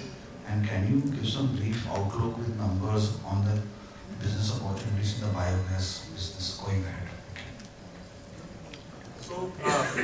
So there are 2 or 3 very basic, 4 actually, feedstocks groups if we can look at. One is sugar mills are very natural hosts for our gas projects, because they have the basic feedstock that is required in home press, but in some cases even the gas. So they are very clearly, so wherever there are sugar mills, there is a possibility of a gas plant to come. The second is the distilleries or ethanol plants, because where it is possible for, as I was mentioning to you earlier, we built over 50 projects which were of course in biogas form, because that was the specification that for CBG is much higher purified form of biogas. So that's another host that you can have. There are effluent treatment plants of different effluents where you, through treatment you could generate biogas and then that would get purified. So there's a third one. Then there is what I would call as independent plants which can come up using straws. Early somebody mentioned in north of India. It could be anywhere in India. Why should it be north of India? There are other agricultural waste. For example, in Gujarat there is a talk about we are building a plant right now based on cotton waste. So it depends on what, this is what I say as a principle, the feedstock is local to that locality, and we need to be able to find a solution locally that can be then taken up. So there are different applications, different feedstocks, and they are all across the country. There is no fixed location where, oh, this is good here, this is bad. So I think we will see a proliferation of these plants as these ecosystems develop. But the 2 things, one, the feedstock should be nearby, the second, the consumption point as well. Because gas you can't transport long distance. So either we need a pipeline, then it's possible to transport long distance. But transporting it on road and burning fossil fuel and then transporting it makes no sense. So that will be another ecosystem that will develop. The Satat program actually calls for a very ambitious plan of setting up 5,000 plants. I'm sure one fine day it will be a reality. When that date is, probably that's not a crystal ball for me to see. But definitely we clearly see movement on ground from both public and private sector, that they are beginning to consider setting up these plants in a very, very serious fashion. So probably if we meet a year down the line, I'll have a more definitive answer. Thank you. Thanks. I think we have just about time for 2 questions. One at the back, yeah, please. Hi, I'm Vishal from London. So one question on the US-based plants where there is enough need to reduce the carbon intensity.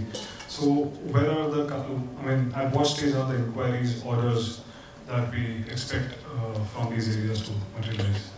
So the US opportunity is driven from the fact that under the IRA, the US government laid down a vision for creating a capacity for 3 billion gallons of SAF by 2030.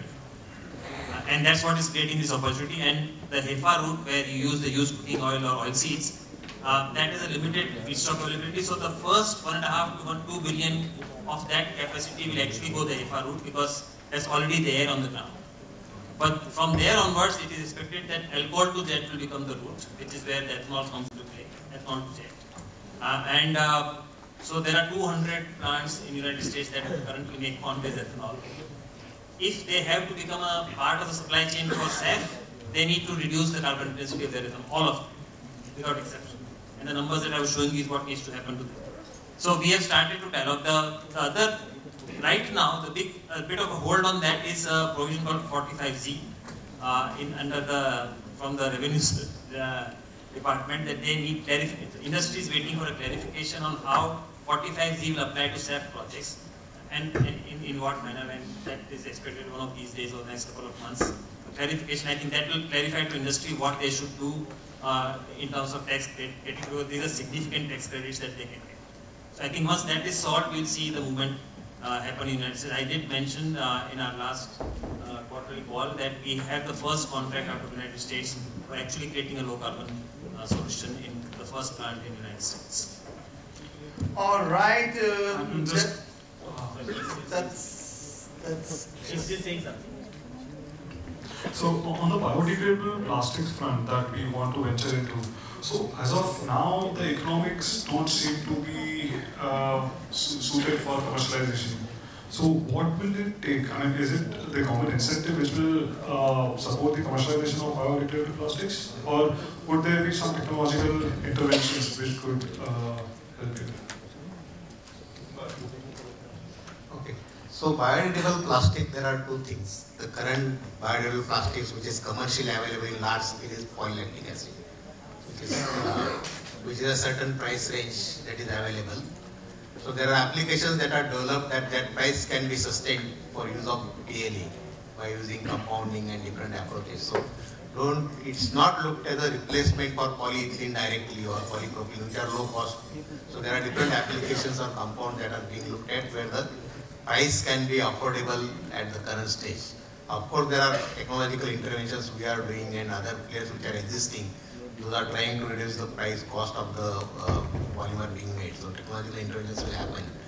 But still the question is that because of the low carbon intensity and because it starts from sugar, the price is going to be higher than fossil fuel based polymer. That is going to be there, that difference. That might reduce. Currently, if you see the polyethylene polypropylene gets at about $1,500 ton, and PL is available at $3,500 ton. That might get reduced. It might be 2x or 2.5x more than that. But that will happen, surely. Both on technology side as well as the application side, it will happen. Thank you. Thank you. All right, I think that's just about the time we had. Like all good things in life, this too has to come to an end. On behalf of Dr. Pramod Chaudhary, entire management of Praj, I want to profoundly thank you for being here today, patiently listening to us, talking to us, asking questions right from your heart, absorbing all the things. We look forward to continuing this engagement. Do want to take a minute out to thank Anuj and the entire team of Veduram for facilitating this. Also Sparkle Event Management Services for all the arrangements on audio visuals and lighting. And finally the Geo World Center administration and staff for making available this fantastic avenue. Gentlemen, ladies, kindly make yourself convenient for the high tea that's just waiting outside. Thanks once again for being here. Good evening and goodbye.